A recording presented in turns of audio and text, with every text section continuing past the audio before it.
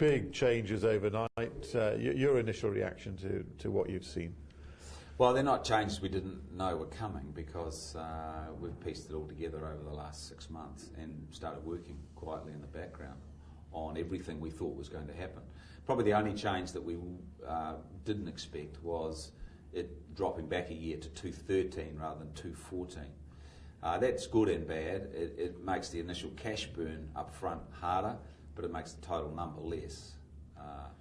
So nothing new there really for us. Interesting. Good points and bad points? The good points are that we know when it is and that there will be one, because for many years we haven't really known. Bad points are that I think it will still be quite expensive and that the issue of budget has not really been addressed. And, you know, the jury's out whether the multi-hull idea is even the right idea. It's on, that's the way it's going, but I can't tell you whether that's a good idea until after the next event. How hard to shift then from monos to multis? Well, I think initially it was quite hard for this place to shift because people hate change. But we've been shifting for a fair while, and we didn't wake up this morning and just go, wow, they're doing multi-hulls. So we've been working on it, and you know, we need to not throw the baby in the bathwater out, but integrate new people into this place. That's not a bad thing, because we've been doing so much winning lately that one day you're going to just fall clean off your perch. So I think change here is a good thing. And good yachties are good yachties. They will transfer their skills quite quickly. You've sailed both. You're going to have to adapt to a multi-hull now. What are the big differences for you? I think the biggest difference is just getting to grips with the whole technology that will be in this boat. The other thing is that to a point you go at pace, you can be going 5 knots slow and think you're sailing hard, whereas some guy will go flying past you who's just pushing it a little closer to the edge. So to a certain extent you need suicide jockeys, because these boats in wind, at pace, will be seriously on the edge. And with guys like Dean, who have got fantastic balance, he'll adapt to these boats very, very quickly. How much harder are they to sail then? I mean, the shift from a mono to a multi, what has a sailor got to get in his head to cope? There has to be nothing different. The same principles apply. The wind still blows from where you want to go, and you've got to get there. So there are certain subtleties in terms of the relationship between the trimmer and the helmsman. You've got to put the boat on the edge, right on the edge upwind, and keep it flying on one hull. Dean and his guys are going to need to, after Dubai Regatta starting in a few weeks' time, that's it. We won't go back in a monohull in the foreseeable future. We will completely dedicate our lives to the sailing of multi-hulls and learning the discipline. Now, what about the designers? Because this is a whole new game for them as well. How are they embracing this? Well, they're excited but nervous. We've got a whole Volvo campaign going on around here at the moment, and so now we've got to pull a multi-hull off the design board as well. But our design team, as it stood, needs change, and into that design team we will bring this discipline of high aeronautics for the wing, for example, which a lot of that technology exists within that industry, from Boeing, for example. The foils of these boats are hugely important because effectively the boat flies, and so a lot of its contact with the water is the foils themselves, so they have to be lift, low drag, all those things, high lift. So there's disciplines that don't exist within this place, and we are well advanced in the recruitment of those disciplines. Is it a recruitment that you can find here in New Zealand, or are you going to have to look overseas? No, some of it exists. The engineering exists here for sure. The boat building expertise exists here for sure, and we'll stick very much with our tried and true program there with Mick Cookson and the engineering team here. But the aerodynamics and the aeronautics and the velocity prediction programs, if they exist here, I'm not aware of where they are, and we'll bring those in. But we do that anyway. Our design team is from all over the world, but our sailors are very much from here. Now, it is a different challenge. It's meant to be cheaper, but you think it's not going to be. How does the fact that it's in multi-hulls affect your job in raising the money? Well, I don't think for a second that it's cheaper. and anybody that thinks it is A, doesn't understand, or B, is just pushing out a PR line. It doesn't really change my.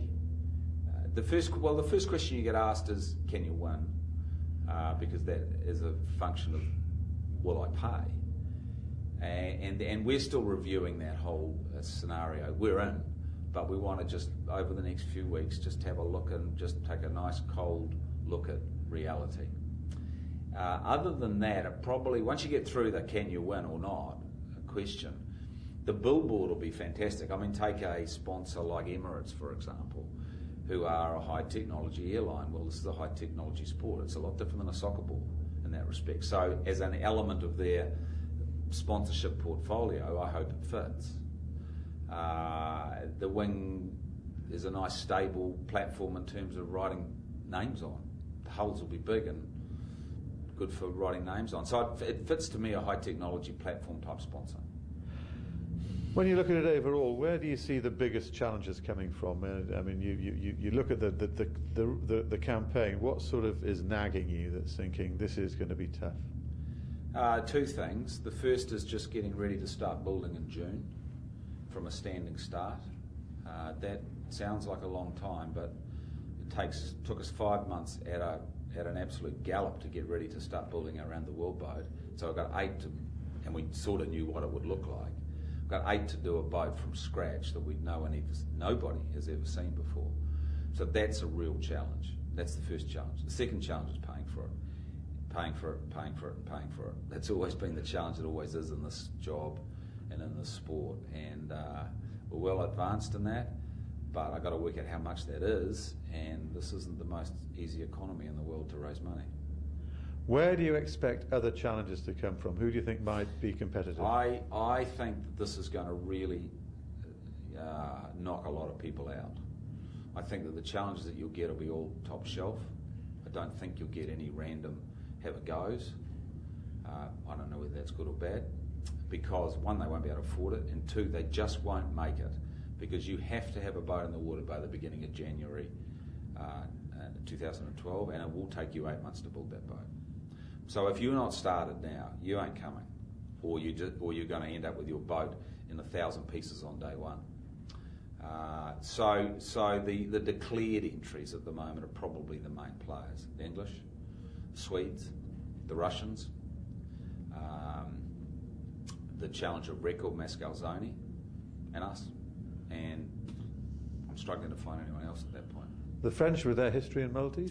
Well, the French have got plenty of history in multis, and certainly they'd be good, but can they raise that sort of money? Can they get themselves together that quickly, like a French rugby team? You know, they're brilliant at times, and other times it just doesn't come together too well. So certainly you'd kind of expect potentially a French team. I don't know, and for sure they'll probably make noise, but I'm just kind of trying to take a look at reality of raise this sort of money, put this sort of people in place, and make it happen now. It's not easy. They're talking about a brave new world of amazing TV coverage of these monstrous boats flying around. Everybody's banding around the word that this is going to be exciting. How exciting do you think it's going to be? Well, proof's in the pudding. And I sit in front of a sponsor and say, it's going to be fantastic TV and it's going to be this, it's going to be that. He'll say, well, I expect that, because that's what I get every time I turn my TV on and watch Arsenal playing Chelsea. So they just expect that, and so they should.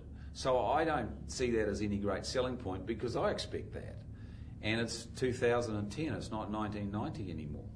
So good, but if it was our event, we would expect to be doing that as well. It does not aid my ability to sell it, because it's expected. Do you think it's going to be an exciting event? Wait and see. The America's Cup normally is. There's no reason it shouldn't be. The relative speeds of the boats, we'll see. If they're too far apart, it's not good, but even in a monohull in a new class, you never get them even in the first edition. So there'll always be differences. The course probably will bring the boats back together a number of times to kind of shut down the margins. They'll certainly be exciting to sail on, because they'll be frightening. But whether they'll be interesting to watch, we'll see.